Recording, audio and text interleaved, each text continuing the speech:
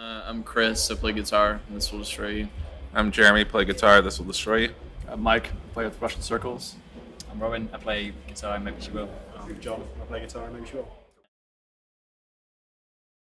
For me, it was Hendrix. He was the first guy that kind of made me want to pick up the guitar. Instrumentally, I guess, yeah, some of his stuff has like sort of drawn out instrumental sections, which I guess kind of inspired me. Yeah, he was the reason I got a Strat initially. So, yeah.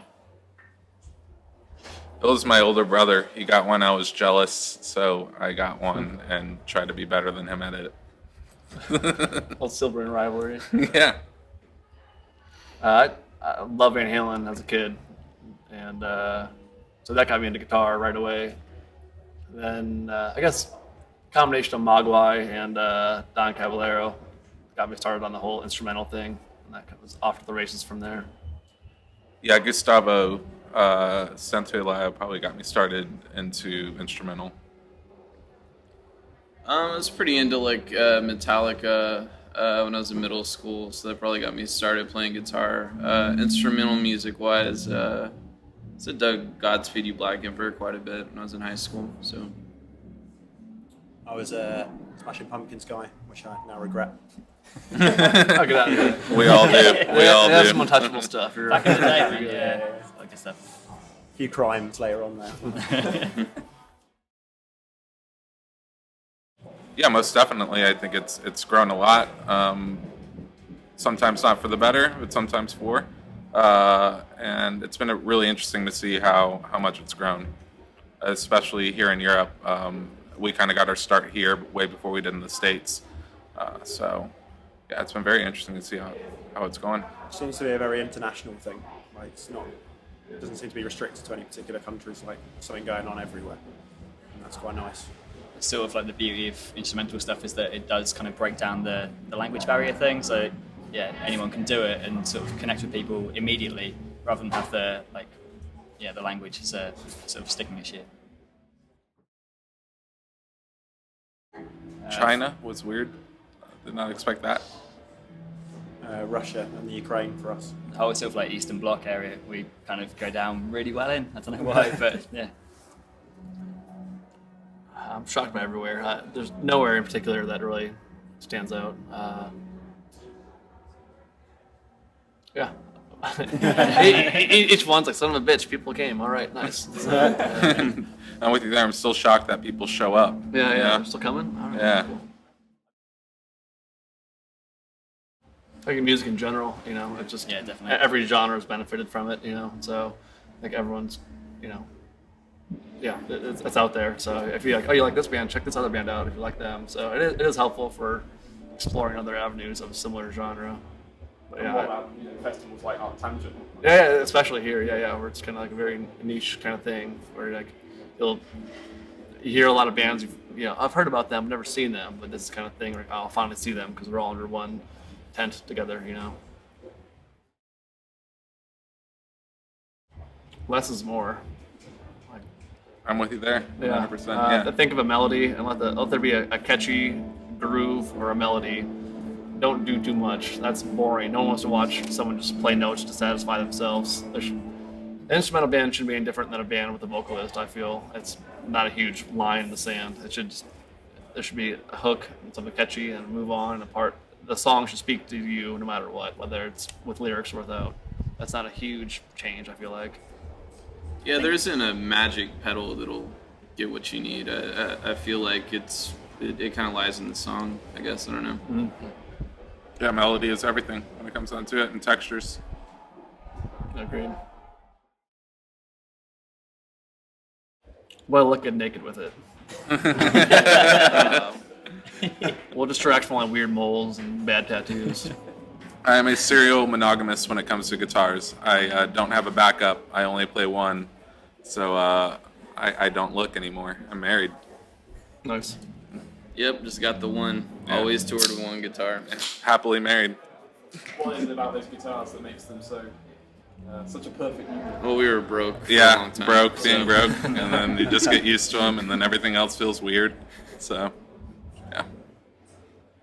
I'd like one that didn't keep breaking, but every guitar I've ever had just breaks the entire time. You just managed to sweat into them, Yeah, and it yeah, just I like sweat a destroys lot. the electronics. It's terrible. Basically empty it out at the end of the show. I have a Rickenbacker 330. I play a Tele Deluxe. Les Paul custom. At the moment, a Fender Black Dot Jazz Master. Blacktop Telecasters. I like the Eventide Space for reverb quite a bit. An El Capistan pedal for tape echo that I like quite a bit. Yeah, I just got a Supermoon Chrome for reverb, which I'm falling in love with a lot, and the Echo Dream 2 from Death by Audio. That's been adding a whole lot as well. There's too many, really. But I mean, you really just need a good delay and good reverb. We're at a post-rock festival. So Yeah, it's delay and reverb That and is- like almost any distortion you can make work. Yeah. My board's mainly distortion pedals and gain pedals. As far as something I definitely the Kai Head Rush, I use that for live looping, so that's something I go to. I've tried a million loopers. Some are better for different reasons, but that's I kind of like need that one just to get through a set. If I have one of those, I can get through a set no problem. But the Mesa distortion pedals, I'm finally happy with distortion after years of not finding what I wanted to hear. So those have been big to kind of stack those up, and the El Capistan pedal is awesome. I love that. It's for- great. for It's great, delay. yeah. Yeah, that's kind of blown me away. Everything else is kind of malleable. I can kind of change and I can work with it. But yeah, I guess the looper is the most important one. That's specific to what the application for us. Used to Holy Grail for years for the reverb, but they just kept breaking. I don't know, like the old sort of EHX pedals are just a bit temperamental sometimes. So I'm using a TC Hall of Fame for reverb, and that's like pretty dependable. Seems to work all right.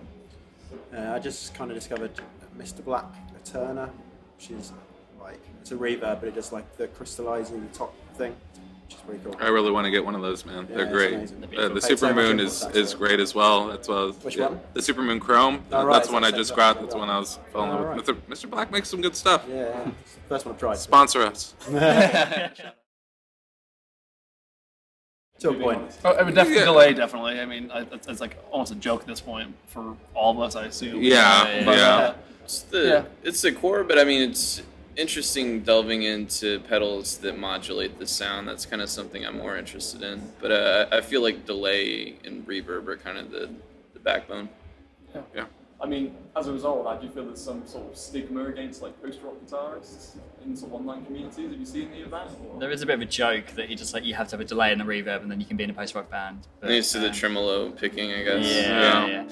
I don't know. I think like you just have to be more creative than just those things. None of this matters. All this gear we use, all our preferences. It's useful tools, but it all still comes from like catchy melody and all that. Like we were just saying earlier, So like we all have preferences for all this, but it's not essential. So any delay pedal will end up working. It's getting the point across at the end of the day. So. There's definitely been music that I've loved, and I'll talk to someone and be amazed at what they were using to make it. Where it's just like, they're using like an old DoD distortion pedal or something that sounds like shit, and Yeah. they made it sound amazing. And to me, that's even more interesting. Yeah, I've seen so many bands that like I love use gear that I would never think could ever sound good. It Yeah. sounds phenomenal. It's like, all right, so I no longer will ever nothing would pass judgment, but it's like whatever works for each person. There's always like one gravy setting on Yeah, certain exactly. pedals like Yeah, that. yeah. Yeah. Same with guitars. It doesn't matter what brand it is or any of that. It's just whatever. Like you found the guitar that works for you. That's Yeah. it. That's Exactly. it. I don't know what's on the. Well, what we run, I would say at home as Oh. opposed to on the road. We rent different amps. It's Music Man. It's a HD 130. We both use a Music Man HD 130. yeah. Yeah. Yep.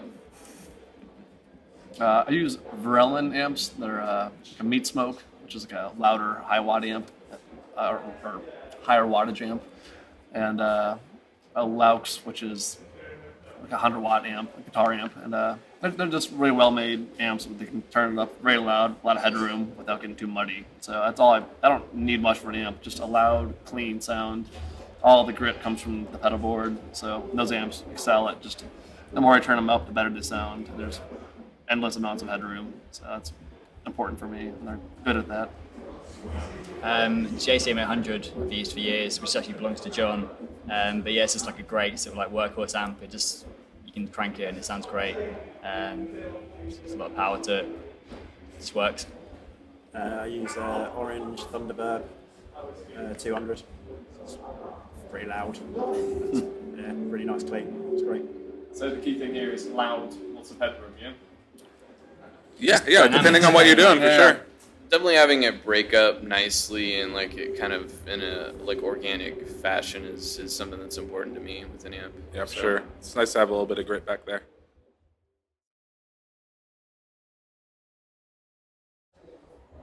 Some of the melodies in what we do are kind of written for keyboards, but we sometimes double them with guitars, just to really sort of like hammer home the point. So me and Matt, the keyboardist, sometimes share little melody parts. We sort of double up together. John usually provides like the sort of the beef behind things, chord-wise and stuff. So yeah, I guess I kind of take some of the leads and the melodies and stuff, and John is the more sort of rhythm guitarist. We're kind of traditional in that sense, in that we like rhythm and lead, which maybe not a lot of post-rock bands kind of have. It's more shared, but we're quite sort of, I don't know. Sometimes. Yeah. It varies from song to song, but that's the usual sort of go. Yeah, it's been interesting. We with Donovan, our bass player who does keys as well, with him being in the band, he's kind of really added a lot to the melodies. He's trained a little bit in jazz piano, so I've gotten very upset at him many times when he changes a root note of a melody that I'm playing, but my understanding of music is not as high as his is, but once I come to understand what he's doing, it's really added a whole lot to the melody, and to beef up those notes and to really fill it out a lot more has been really interesting and a big learning experience as to how melody can grow in a way that it, at least I didn't know it could. So, Richard Hammond action going on. Yeah, exactly. Yeah. Or throwing even some like Ray Charles type notes. Throw it in there, and you're like, oh wow, that's something completely fucking new. Yeah, and it's it's been sexy. A little sex. Add some sex. It's great. And Mike, you're the lone guitarist in Russian Circles. So how do you sort of create such a huge sound with just one guitarist? Like backing tracks are massive to us. Just have that forced out, and I can just fake everything off my end. It's a lot of help with like designation. Like Brian, our bassist, he's awesome at taking care of the low end, so it gives me room to kind of like fill up the higher frequencies. So there's a fair amount of looping, and that helps. Like simple looping. Here's one simple rhythm progression over and over again, whether it's one note or several. But that frees up things where I can kind of get away from. Okay, that's taken care of on the low end, also on the guitar, not just the bass, but I can kind of get away from that. And as long as it's not too muddy, I can kind of have some freedom to work within that. Generic? Post rock is a funny thing. Post rock 10 years ago, it was bands like Moom, and I hear like Sigaros and Tortoise, and it was all over the map of what.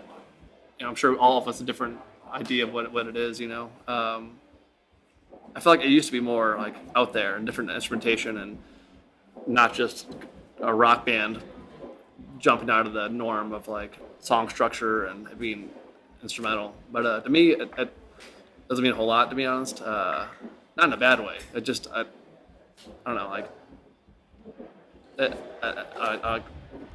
it's nothing we as our band we never try to achieve. Like, let's do a post rock song now. Okay, cool, that sounds good. Let's do like a post metal song. Okay, great, got that locked down.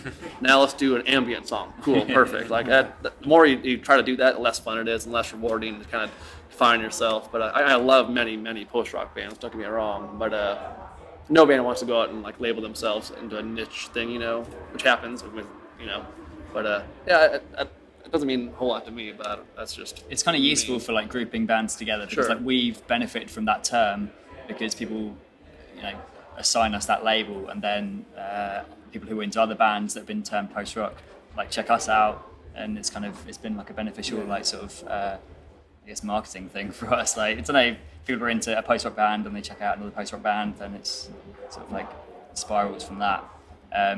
Yeah, again, we never really set out to be post rock. It's just like, because we do instrumental stuff that has sections that are kind of sound like, you know, certain bands, Explosions in the Sky, Mogwai. We get sort of kind of lumped in with that sort of scene, but it's been beneficial for us, so we're not really that adverse to it. If people want to put that name to it, then that's kind of fine. We're happy with that. And I completely agree. You know, if it brings people in to listen to your music that might not have heard it before, then yeah, label it what you want. We're going to write the way we want to write. You know, we're not exactly, nobody here is looking to make a genre-specific album. But if people want to call it that, and people will listen to it because it's called that, then yeah, I have no problem with that. So you think it's quite a sort of strong post-rock community almost? It really is a strong community, and we're starting to learn that. I mean, look at this festival. That's insane.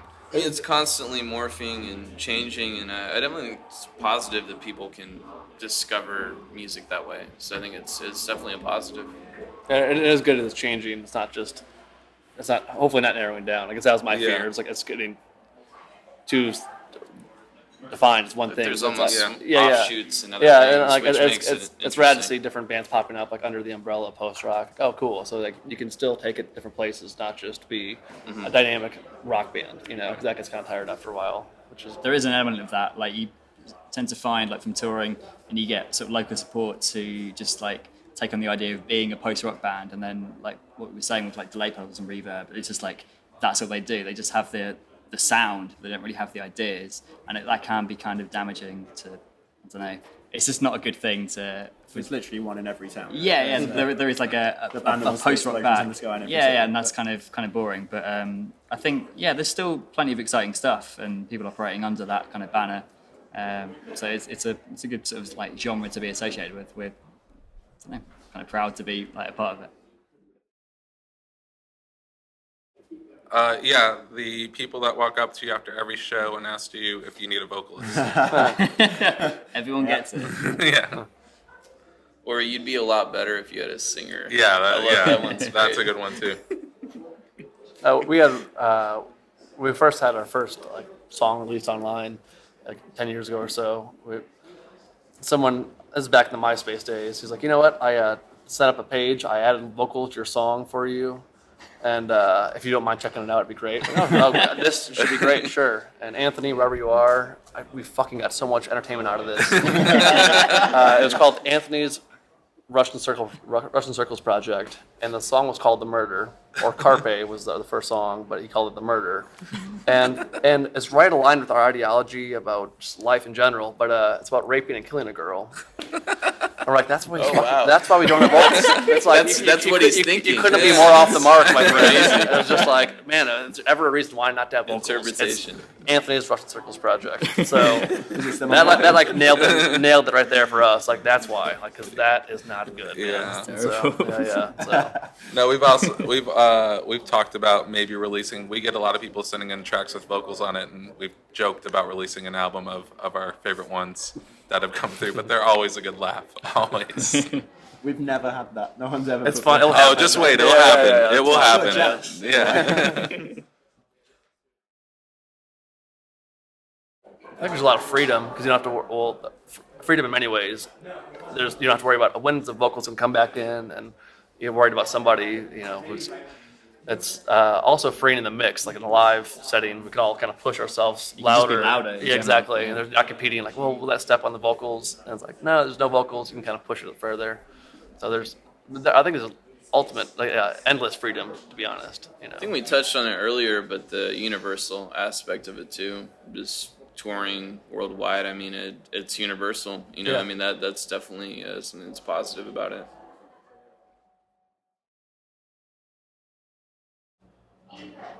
I think it's had a good footing for a little bit, and it's just going to keep going. It's been, I think back in the 70s, all the krautrock movement, that gets overlooked as far as instrumental music. That didn't get me into instrumental music, but the more I'm a fan of this type of music, the more I go back and research all of those great bands, and So I think the history's already there. I think eventually they'll be tied together. The modern instrumental bands, the post-rock scene will acknowledge what has happened in the past, and it'll just keep growing and growing and growing. And I think with technology, electronic music, I think there'll be more of a crossover maybe with rock and electronic music. But it doesn't need to be. I like the simplicity of rock music, but I think there's a bright future for it, you know. Every so often in an interview, someone will ask us how we feel about the death of post-rock. Apparently the genre's like dying out and no one's told us. A lot of the bands are so different. I don't know how you can just say that, you know, it's essentially bands without vocals. Like, but there's so much variety within that. That's nonsense, I think. But, yeah, It seems to be creeping over into not necessarily the mainstream, but like with sort of film soundtrack stuff. There's a lot of bands that maybe would turn post-rock a few years ago that are just like they would soundtrack a trailer or like a sort of key moment in a movie. That seems to be a lot more prevalent these days. So I don't know if that has an impact on, you know, what we do as instrumental bands, or if there's more sort of room to cross over into, more sort of mainstream like paths, avenues. It's just something I've noticed in the last few years, I guess. Yeah, for sure. Okay. I mean, that was the reason we started the band. Yeah, no, we've Being done, interested in film, definitely. scoring.